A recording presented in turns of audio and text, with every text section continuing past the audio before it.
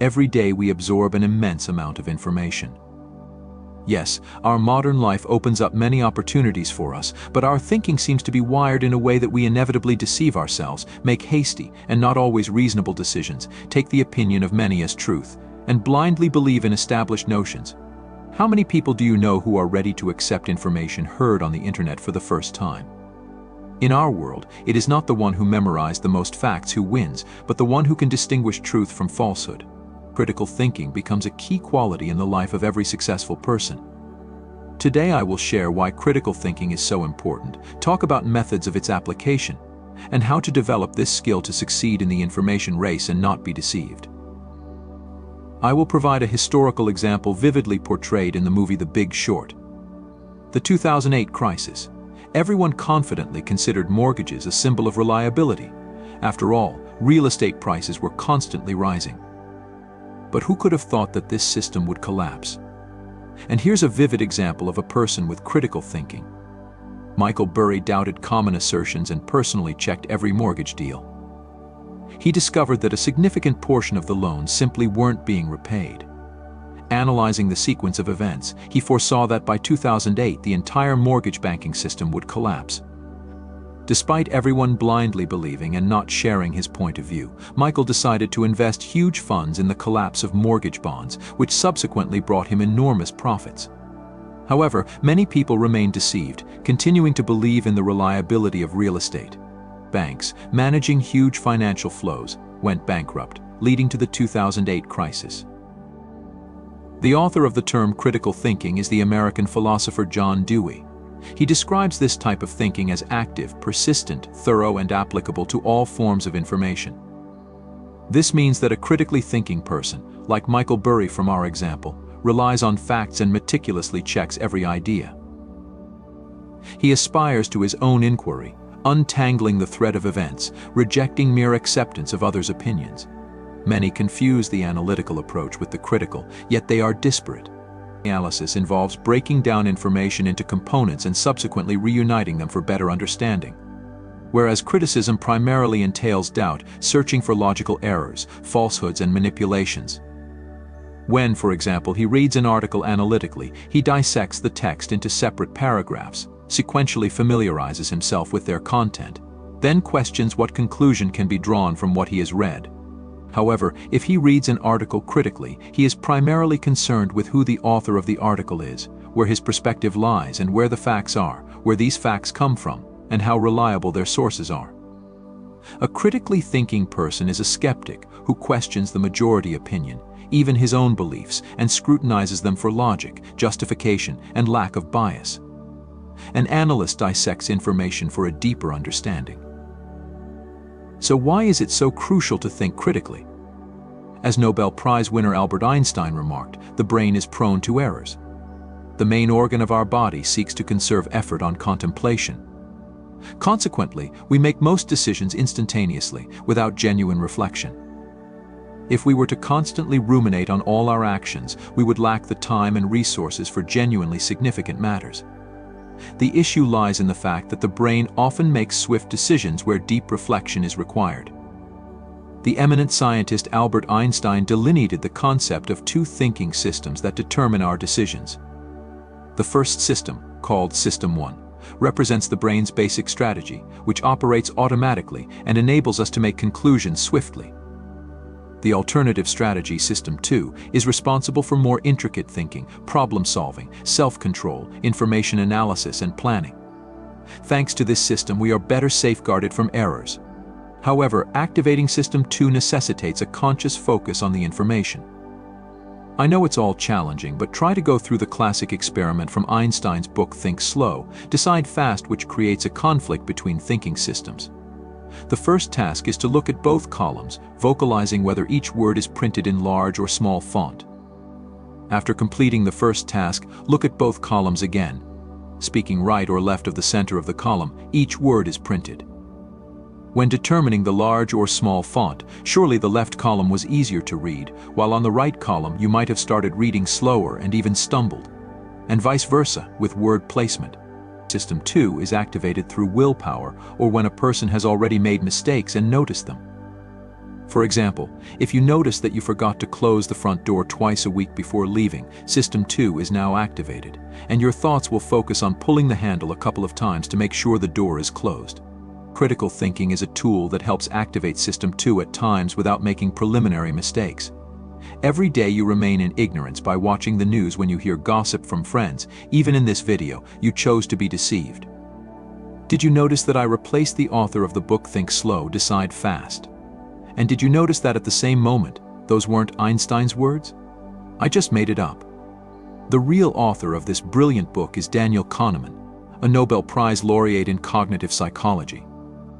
If you simply absorbed the information and believed on word of mouth after watching a cool video, thinking Einstein was the author, then your critical thinking leaves much to be desired. But if you had doubts about the authenticity of this information, then you are indeed well-read, not letting information slip past your ears, not leaving a chance to be deceived, and you are a good example of a critical thinker. Don't be upset if you took my word for it. It was harmless information that had little impact. But in life, there is much more disinformation, deception, and manipulation. That's why it's important to start developing your critical thinking to avoid becoming a victim of deceit. And now I will step by step tell you how to develop this complex skill that can change you beyond recognition. Of course, the beginning may seem challenging, but the principles I propose can have a significant impact on understanding the essence of critical thinking.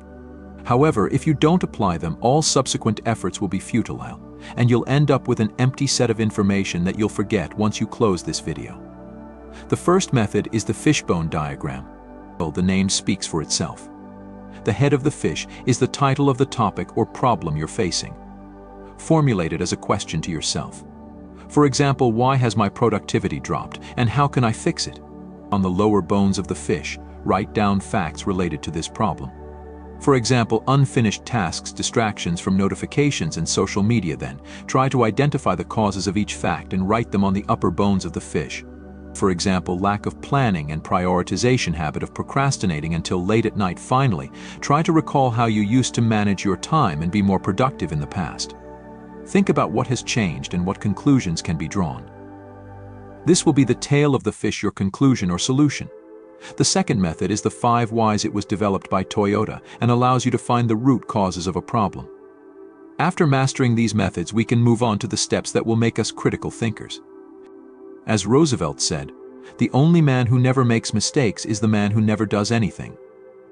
Step 1. Recognition of mistakes after a failed project deadline. Instead of feeling discouraged, one could analyze what went wrong. Perhaps there was poor time management, unclear expectations, or ineffective communication. Recognizing these mistakes allows for learning and improvement in future projects. Step 2. Searching for errors in thoughts and actions. A person might have a hypothesis that eating a certain food causes headaches. By critically examining this hypothesis, they might realize that correlation does not imply causation, and there could be other factors at play, such as stress or dehydration. Step 3. Pausing before important decisions. Before investing in a new business venture, taking the time to thoroughly research and analyze the market, potential risks, and competitors can lead to more informed decisions and reduce the likelihood of costly mistakes.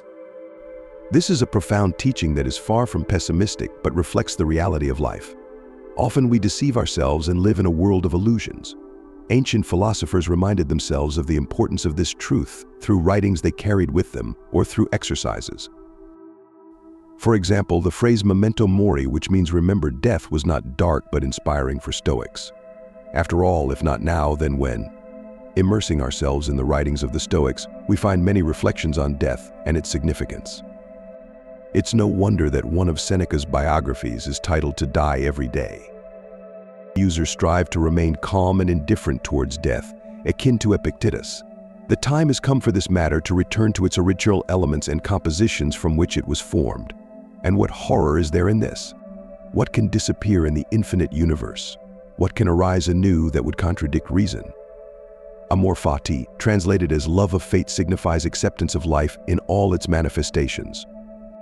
It does not imply inaction or lack of resistance, but rather acceptance of events and actions in accordance with the natural order. When your loved one departs from this world in your arms, amor fati. When you are dismissed from your job, amor fati. When you plummet down with the airplane, amor fati. This phrase bestows strength and hope. Self-absorption breeds powerful emotions, but they are hollow. Energy is wasted in vain. Our identity is shaped not only by our efforts but also by interaction with the surrounding world. Thus, the Stoics learn to wisely choose their friends. Reject association with those who do not acknowledge wisdom, for they may pollute your mind.